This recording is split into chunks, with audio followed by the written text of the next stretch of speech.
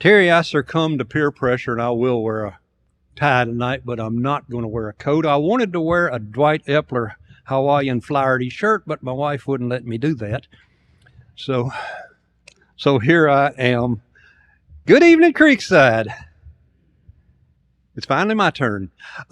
Tonight's the deadline to get tickets to the dinner. If you want to come Saturday night to the dinner, I've got to get numbers in. You can still get tickets later. You just may not have a meal when you get here because we got to order the meals in the morning. On Sunday nights, we've been hearing for the last several months from the leaders of this congregation, from the elders and deacons and ministry leaders. And we're finally getting down toward the end of the list. I don't know whether to be excited or insulted that I'm toward the end of the list, but here I am. I think I know just about everybody in here, but just in case, if we haven't met, if I hadn't shook your hand yet, I'm Jim Adair, and I've been a deacon here since 2000. I'm currently serving in the Building and Grounds Committee under Rob Height, and Building and Grounds is probably the least glamorous of all the ministries you can be in. We've just hired somebody new right here because that's what we do. We clean the floors. And so, AJ, we've got a job for you. Least glamorous because you never see what we do. We work behind the scenes. You know, we're the one that gets the call when something breaks or when something needs to be built or repaired. We spray for bugs so that we don't have them in here, and we get the call when the lights go out, when something breaks, or when the toilets don't work. Now, that's the job for anybody that wants to come help us. I also mow the grass and trim the trees over around the office. But tonight, I'm honored to be asked to speak. I've been going to church here for almost 26 years now. And during that time, I've led singing many times. I've taught numerous Bible classes, cooked a lot of meals, been a cook at camp for the last 12 years. Was the driver of the bus until a big tree decided to destroy it a couple of years ago. But this is the first time I've ever been asked to preach. There's probably a reason for that. I'll let you decide that after we finish tonight. But I've got 26 years worth of notes saved up, so just make yourself comfortable tonight. We may be here a while. Hopefully we won't say anything too controversial tonight and say something that will encourage us as we do our Christian walk every day. Would you pray with me before we begin? Our Father who art in heaven, holy is your name. To the God who made all things and controls all things, we offer this prayer. Let the words of my mouth and the meditation of my heart be acceptable in your sight, O Lord, my strength and my Redeemer. In the name of Christ, amen. Question for you. Were there ever any controversial preachers in the Bible? How about the Apostle Paul? Everybody wasn't always thrilled with everything he had to say, were they? He upset people. According to his own account that he wrote down, he was beaten many times, flogged 5 times, beaten with rods 3 times, stoned once and left for dead, shipwrecked 3 times, spent a night and a day lost at sea, got bitten by a poisonous snake, and he ended up in a Roman prison where he eventually died. But in spite of all that, he kept on preaching, didn't he? Well, I hope I don't get bitten by a poisonous snake when this is over. Any other controversial preachers in the Bible? How about Jesus? In his preaching and teaching, did everyone always agree with everything he said? Did Jesus ever say anything that upset people? Well, Jesus called the religious leaders of his time hypocrites, blind guides, fools, a den of vipers, whitewashed tombs. Just read the 23rd chapter of the book of Matthew, and you'll see why the leaders got so upset with him, they eventually killed him. Well, if you've already probably guessed from our reading, we're going to be looking at a few things from Jesus' first publicly recorded sermon, the Sermon on the Mount. We know that Jesus preached other sermons before the Sermon on the Mount, and we're going to look at a few lessons from it. Matthew 4 tells us, Jesus went all around Galilee. Number 1, teaching in the synagogues. Number 2, preaching the gospel of the kingdom. And 3rd, healing all kinds of sickness and all kinds of disease among the people. And great multitudes followed him. Now, we don't know what he preached in these sermons that he was preaching as he went all around Galilee, because they weren't recorded. But Matthew begins the 5th chapter of Matthew by saying, and seeing the multitudes. Great multitudes were following, and he saw these multitudes. And seeing the multitudes, he went up on a mountain, and when he was seated, his disciples came unto him. And he opened his mouth, and he taught them, saying, Blessed are the poor in spirit, for theirs is the kingdom of heaven. Blessed are they that mourn, for they shall be comforted. Blessed are the meek, for they shall inherit the earth. Can't you just see all the people sitting there listening to him, and they're nodding their heads in agreement, and they're saying, that's good. Preach on. Tell us more. Find your next lesson. And so he continues. Blessed are the merciful. Blessed are the pure in heart. Blessed are the peacemakers. Blessed are those who are persecuted for righteousness' sake, for theirs is the kingdom of heaven. And the multitude liked what they were hearing. They were saying, Amen, amen. And he went on and preached a little further. And he said, You're the salt of the earth. You're the light of the world. In my mind, I can just imagine the multitudes were all smiling and hanging on to every word that Jesus was speaking. One of them nudges his neighbor and says, I like what this guy's saying. He talks like someone with authority and not the same old that we hear every week from the scribes. But then Jesus gets a little controversial. Remember, these are Hebrew people that he's talking to, living under foreign rule. They've grown up their whole life studying at the synagogues, studying the law of Moses. They knew what the law says. And Jesus continues and he says, You have heard that it was said of those of old, You shall not murder. And whoever murders will be in danger of the judgment. But I say to you that whoever is angry with his brother without a cause shall be in danger of the judgment. And whoever says to his brother, Raka, shall be in danger of the council. But whoever says, You fool, shall be in danger of hell fire. The crowd suddenly gets real quiet. They're not too sure about this. The law of Moses doesn't put this last part on, and they've studied the law their whole life, so where'd that come from?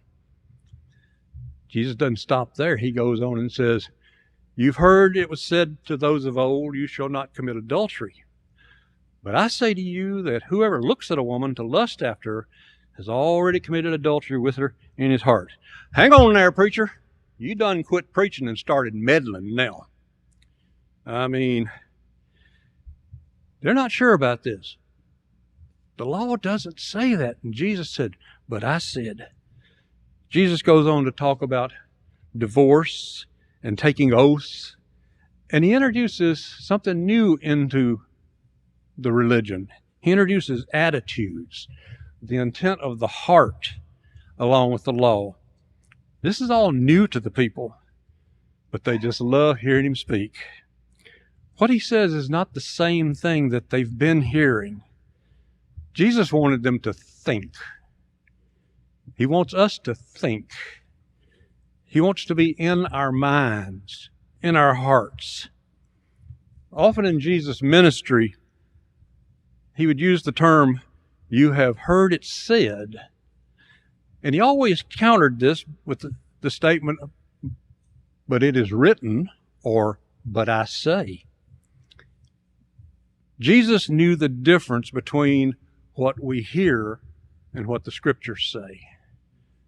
The church today needs to know more about what's written in this book than what we're hearing people tell us.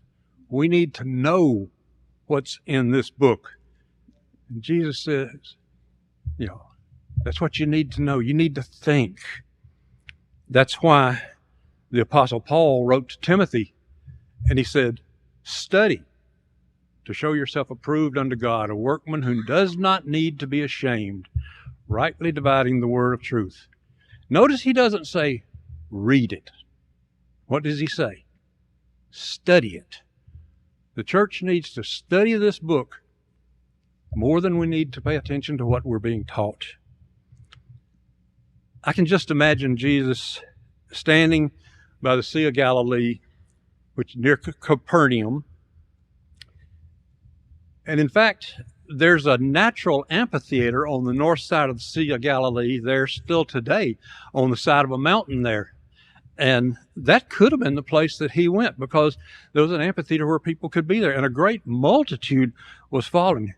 He's seated up on this mountain.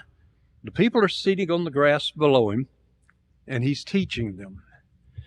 Now picture yourself in this crowd as Jesus speaks. As he's speaking, I can imagine they're sitting there just eating up every word that's coming out of his mouth. In fact, one man nudges his neighbor and says, he teaches like somebody who's got authority, not like the scribes. They're really amazed at the things he's preaching. And all of a sudden, he drops a bombshell. I can just imagine the crowd really listening now to hear what he's going to say next. Open your Bibles or devices, if you got it with it, to Matthew chapter 5, verse 41. That's what we're going to talk about tonight. Matthew chapter 5, verse 41. A very short verse. We can probably all memorize that in less than 20 seconds. The King James Version says, and whosoever shall compel thee to go a mile, go with him twain. That's not Mark Twain. Go with him twain. The New King James, a little plainer, says, and whoever compels you to go 1 mile, go with him 2. Go with him 2 miles. Heard a story one time about a Bible school teacher had her elementary school class memorize Matthew chapter 5, verse 41 from the King James. And she says, next Sunday in class, I'm going to have everyone stand up one at a time in front of the class and recite Matthew 5:41 to the rest of the class. Well, there's one student in the class, little Johnny. Now, all you teachers, you've had a little Johnny in your class, right? That you always kind of wonder what he is going to say when he gets up. We've all seen Johnny. I was that little Johnny growing up. And all the kids the next Sunday morning, they all get up one at a time, and they get up and they said, whosoever shall compel thee to go a mile, go with him twain. And they all did that. And then it comes little Johnny's turn. And he stands up as big and tall as he can, and he speaks very loudly, and he says, and whosoever shall compel thee to go a mile, go with him by train. Probably a lot of us think it would be real nice if we could go that second mile in a train, wouldn't it? But that's not quite what it says. I like the NIV translation a little better on this one. I can understand this one. The New International says, if anyone forces you to go 1 mile, go with them 2 miles. If anyone forces you, go with them 2. Anyone. Who does that include? It includes our friends, our family, our neighbors, your boss, your teachers, even our enemies. Anybody. If anyone forces you to go a mile. Have you ever been forced to do something that you really didn't want to? We don't use the word compel very much nowadays. So the NIV, Even says compel. He says, if anybody forces you to do something, have you ever been forced to do something that you really didn't want to do? Probably all of us have. How about when your boss comes to you on Friday afternoon, it's almost quitting time, and he says, I need you to stay late today and finish up that project you've been working on before you go home. Oh, I've got plans. I really don't want to, but you do it, don't you? Because that's how you get your paycheck. So you're going to do it. But we don't like it. Kids, how about your teacher? Says, before you come back next Monday, I want you to read the next 2 chapters in this book we're studying. I want you to write a 500-word essay on it, and we're going to have a test when you get back Monday. What? That's not fair. I've got to go to the beach this weekend with my friends. I got to spend time conversing with them. You're not fair. But you do it, don't you? We don't like to be forced to do anything. We like to do things on our terms. How many of you think the second mile is the hard mile? I don't. I think that should be the easiest mile. Why? That's my mile. First mile is the got to mile. I've got to do this. The second mile is the get to. I get to do this. It's my decision. It's a lot easier. I do it because I want to. Nobody forced me. Anytime we get to do something we want to do, it's more fun, isn't it? So it's the easy mile. I guess if we needed a train to go a mile, it would be the first mile. The old got to mile. I need a train to do that one because I didn't want to do this. The second one's my mile. I made that choice. But before we go any further, I want to look at the background, give you a little background of the Matthew 5:41. I've read that when the Roman government conquered an area, a province, a city, a town, anywhere, they would go to the center of the most important city in that town, and they would set up what's called a Roman yoke. Now, that's a Roman yoke that's still in England, still standing there. It's a stone that says Caesar is Lord on it. They would set that up there, and as the people passed that, they would have to kind of bow to the Roman yoke. It was in the middle of each city there. Just a reminder that the Romans are in charge. Sometimes they would go to the chief city, a gate of the city, and they would put a beam across the gate, and they would make the leaders of that city walk through the gate, and they'd have to bend over when they went under that, just as a sign of the obedience and respect to the Roman government and to its laws. Now remember, these were Hebrew people who were under a Roman rule. They didn't like that, but they had to do it. One of the laws of Rome was, if a Roman citizen was on an errand for the government, or if a Roman soldier needed you to carry his pack or load, or to guide you, you had to do it. No choice. You did not have a choice. You had to do it. Didn't make any difference what you were doing.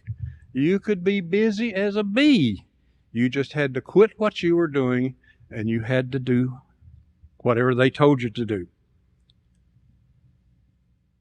You had to, throw it down, whatever you're doing, and go. 1 mile. The Roman government wasn't totally cruel. The law required them to go 1 mile. I read that men and boys would go down the road a mile from their house each way, and they would drive a stake in the ground and write their name on it. And that was called their milepost. We still use that term today, don't we? On the interstates, we got mileposts out there. Every mile, there's a stick down there that tells you where you are. Well, that's where it came from. They would drive that milepost in there, and if they had to do that, they would go down the road 1 mile. 1,760 yards, 2,580 feet, and they would stick that stick in the ground, and that's my milepost. That's my got to. I got to go that mile.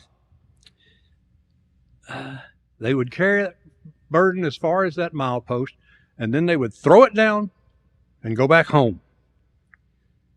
They hated this rule. Only in cases of extreme emergency could they be required to go further than that 1 mile. They hated it. And Jesus says, if anyone forces you to go 1 mile to your milepost, go with them 2. Go 2 miles. Ooh. The expression on their faces, I can just imagine, suddenly changed in a hurry of this multitude that had been enjoying this speech. From enjoyment to amazement, and for some to utter disgust. One of them clenches his fist so tight that he's digging his nails into his hand. I can't stand. Punches his neighbor and said, "Did you hear that? Does this man mean to tell us he approves of the Roman government? What's wrong with him?" I don't guess Jesus ever said anything that shook up a crowd worse than this. And yet, Jesus chose this obnoxious Roman rule to teach one of the greatest principles of a Christian's life: second mile service. Not many days after the sermon, after they heard this, there were a couple of people who had heard this. And the first man was named Simon. Let me tell you the story of Simon. Simon's out working in his field one day. It's a hot, humid day. He's tired. About this time, a big old Roman soldier comes walking down the road, sees him over there and says, "Hey, you, come here and carry my load." Simon knew he had to do it. No choice. So he throws down his hoe, and he broke it. He breaks it, stomps out to the road, cusses out this soldier, and picks up his pack. As they head down the road, he says, "I hate you, Romans. I wish you would all die. Just go home and leave us alone." They walk on in silence for a while, and they finally get to Simon's milepost. He throws down that pack. He mutters a few more choice words, and he stomps back to the field, picks up his broken hoe, and he heads home. When he gets to his house, the dog comes out to meet him. He kicks that dog halfway to kingdom come. His kids see him. They know what kind of mood Daddy's in. They hide. His wife sees him. She stays in the house. He yells at his wife. He says, "Woman, when's supper? I'm hungry." Just a bad day for everybody at Simon's house. His reaction to that soldier just ruined his day. But as Paul Harvey says, and now the rest of the story. The story of Benjamin. Another day, Benjamin's out working in his field. This same Roman soldier comes walking down the road, sees Benjamin. "Hey, you, come here and carry my pack." Benjamin looks over and says, "Sure, be glad to." What? He carefully leans his hoe against a tree. He walks out there. He picks up the pack and he says, "Hello, my name's Benjamin. What's your name?" Now, this soldier doesn't know how to handle this. He said, "Oh, something wrong with this guy. Just doesn't know how to handle it." Excuse me. They head down the road and he says, "My name's Marcus." So they head down the road together, and Benjamin says, "Hot day, isn't it? Would you like a drink of water from my flask? This is out of my well. It's the best well around. Good water. Would you like some?" "No, thank you. I'm not thirsty right now." Go a little further down the road, and Benjamin says, you see that flower growing over there? That's the Rose of Sharon. Pretty, isn't it? I'm told it only grows in this part of the country. Do they have flowers where you're from? Marcus says, well, yeah, it is nice. Believe I will have a drink of that water. So they walk on down the road together, and, excuse me, Benjamin says, are you from Rome? I've never been anywhere myself, just right around here. I don't know anything about any other country. Marcus says, no, I'm not from Rome. I'm from a little town north of Rome called Florence. Well, would you tell me about it? Is it as pretty as this country? I've never been anywhere. Now, anybody who's spent much time away from home, especially if they've been away from home for a long time, and especially soldiers who are away from home, you that have been soldiers, like nothing better than to talk about home. Just ask me about Tennessee if you want me to spend some time with me. I'll tell you about home. So Marcus starts telling Benjamin all about Italy, about Rome and the Colosseum, the Roman Forum, all the monuments there, and his home city of Florence and Tuscany and Mercato del Porcellino. And he tells him all about it. Meanwhile, they walk right past Benjamin's milepost and just keep on walking. After a while, Marcus says, didn't we pass your milepost back there? I've taken enough of your time. You need to get on home. Benjamin says, no, I'm enjoying it. I got a break from being out in the sun working, and I've enjoyed talking to you. So Marcus says, well, maybe after this is all over, you and your family can come to Italy and visit with me and my family, and I'll show you all around, show you these things we've been talking about. Well, I'd enjoy that. I really would. So they exchange email addresses and cell phone numbers so they can get in touch with each other. This is a story that I made up. So, they had cell phones back then. They exchange it so they can get in touch with each other. And Benjamin heads on back home.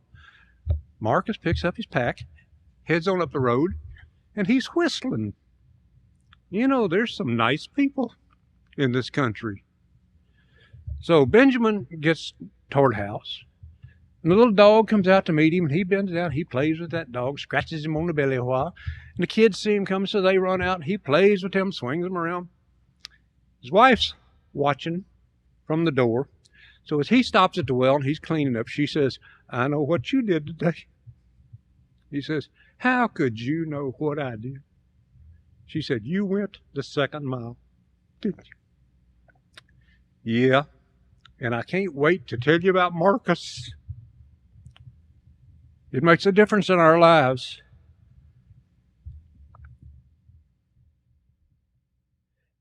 But you might ask, what's the application to me today? What's the difference between these two men? The big difference between the two is attitude. Simon's attitude, ain't no way. Law says this, that's all I'm going to do. Benjamin says, I'll give it a try. See how it works. But you might ask, what's that got to do with me? Let me put it to you in Tennessee vernacular. Always do a little more than anybody's got a right to expect of you. Just do a little more than what they've got a right to expect of you. You'll be surprised what it gets you. The law says 1 mile. Jesus says, do more than that. He doesn't limit it to just 2 miles, though. But this right here is the greatest success manual in the world. If you want to know how to be successful, you could read Zig Ziglar's See You at the Top. It's got all sorts of suggestions. You can read Warren Buffett's Rules for Success. Okay. You can read Stephen Covey's 7 Habits for Highly Successful People, but this is the best one. Every bit of it is in this book. Study to show yourself approved. 3 observations from Matthew 5:41. We've all memorized that verse now. If anybody ever asks you what Matthew 5:41, you know what it says because little Johnny taught it to you. Lesson number 1. Going the second mile brings a blessing to the person being served, to Marcus. It might even make a tough old soldier smile and whistle. You might even make a new friend out there. It brings a blessing to them. That's what Paul had in mind when he wrote in Romans, if your enemy is hungry, feed him. If he's thirsty, give him a drink. It's a blessing to the person being served. Second lesson from this. Going the second mile brings a blessing to you, to me. It's good for your soul. It's good for your body to do it. From Rex's lesson he had several weeks ago on stewardship is giving number 4. See, I even took a picture of it. That's your slide. This is what Second Mile Service can do for you. Time Magazine. There's a positive association between helping others and life expectancy. Do you want to live longer? Helping others reduces stress. Studies have shown that older people, that's me, older people who are generous tend to have better health. It's good for you to do things for others. Heart Math Institute. When you are altruistic, lending a helping hand, your oxytocin level goes up, which helps relieve your stress. When you're lending a helping hand to people. Dissent says generous people were almost 3 times as likely to report being happy every day than less generous people. So it's good for you. Gallup poll says people who donate to charity in the past month reported greater satisfaction with life, even in rich and poor countries. You want to be happy? You want to be healthy? Be generous. Go the second mile. And the third thing, going the second mile pleases God. Matthew 5:16 says, let your light so shine before men that they may see your good works and glorify your Father in heaven. It pleases God when you're doing things. Let your light shine. Remember he told them earlier, he said, you are the light of the world. Let it shine. Do things. God went the second mile for us, didn't he? He would never ask us to do anything that he hasn't done himself. John 3:16, which we all know. God so loved the world that he gave his only begotten Son, that whoever believes in him should not perish, but have everlasting life. He would not ask us to do more than he had done. He did more than we can ever do. And if that's not going the second mile, I don't know what it is. He went the second mile. He wants us to do too. In the early 1900s or mid-1900s, there was a boy born in a small shack near Memphis, Tennessee. His name was Herman Cain. There's Herman. His father had a little education, but he was a hard-working, honest man, and he worked as a janitor and a barber. Herman had a brother, and he always says that he learned his work ethic from his dad. Work hard, be honest. His mother worked as a cleaning lady, and she'd been to school, and every night after dinner, she would read to the family from one of the few books that they owned, the family Bible. And they soaked it up. She read to them every night after supper. Herman said later in life that his mother taught him and his brother the greatest thing he ever learned. Success is not a function of what you start out with materially, it's what you start out with spiritually. That's what's going to make you successful. Well, Herman's father wanted them to have a better life, so he moved the whole family to Atlanta, Georgia. And he was lucky enough, he got a job as chauffeur for the president of Coca-Cola Company in Atlanta. Well, Herman was really smart. This is Herman. And he graduated from high school with honors, got a scholarship to Morehouse College, and he graduated with a degree in math. Got another scholarship, went to Purdue and got a graduate degree in computer science. After graduation, he went to work for Coca-Cola Company because the president of Coca-Cola liked his chauffeur, hardworking, honest man. So I'll hire his son. So he worked for Coca-Cola. He worked his way up in the company because he had that work ethic he learned from his father. And eventually he was appointed director of business analysis for the restaurant and foods group. He managed 400 Burger King restaurants. Now this is from a shack right outside Memphis. He's managing 400 Burger King. He is the director of business analysis. In 1986, he started his own business, he and some others. He became president and CEO of Godfather's Pizza. I don't think there's any Godfathers around us. They make good pizza. They really did. And you know what the corporate motto for Godfather's Pizza always was? And then some. That's Godfather's Pizza. If the other pizza chains, large pizza was 14 inches, Godfather is 16 inches for the same price. If the other guys put 35 pepperonis on their pizza, I'm going to put 40 on mine for the same price. And then some. Fortune 500 company before long, when Herman sold it for a couple of $1 billion from his shack outside Memphis to a billionaire. Because he had this work ethic, and he started out spiritually strong and then some.